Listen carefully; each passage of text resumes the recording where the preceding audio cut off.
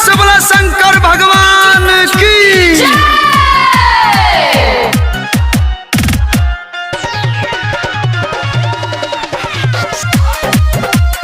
जय भोलेनाथ। जब बरसे सावन के बदरिया सभे नाचेला बन के कावड़िया कर चारों समार देह दुख टाल रे दुख टाल रे दुख टाल रे।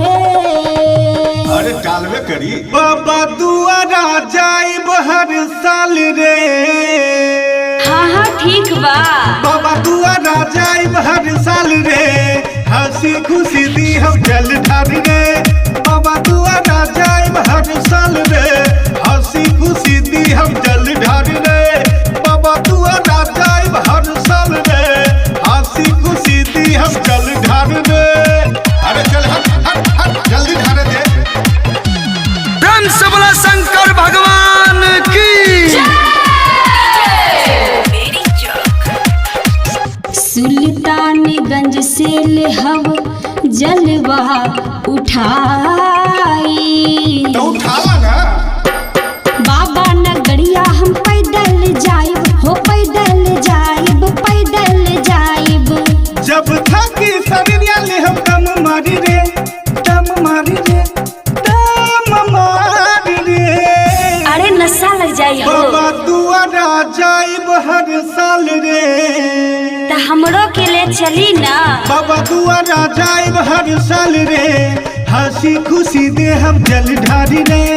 बाबा दुआरा जाइब हर साल रे। हंसी खुशी दे हम जल ढारी रे। बाबा दुआरा जाइब हर साल रे। हंसी खुशी दे हम जल ढारी रे। हंसी खुशी दे हम जल ढारी रे। जय भोलेनाथ। प्रेम से बोला शंकर भगवान की सुइया पहाड़ पे चढ़ल होला भारी। अरे वाह बाबा की कृपा से चढ़ जाई बहाली हो चढ़ जाई बहाली चढ़ जाई बहाली। भर नहिया बोलल जाई बोल बम रे बोल बम रे बोल बम रे। बोलो बा बाबा दुआरा जाइब हर साल रे।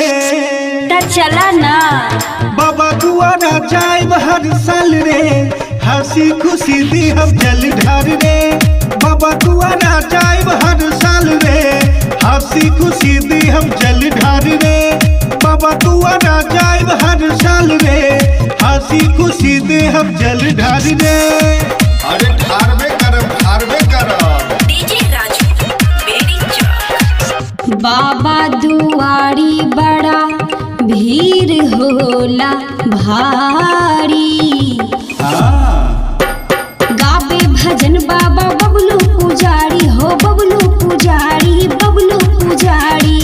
लिखे राजा बिहारी गावे नूतन रे नूतन रे नूतन रे। त हमहू जाइब। बाबा दुआरा जाइब हर साल रे।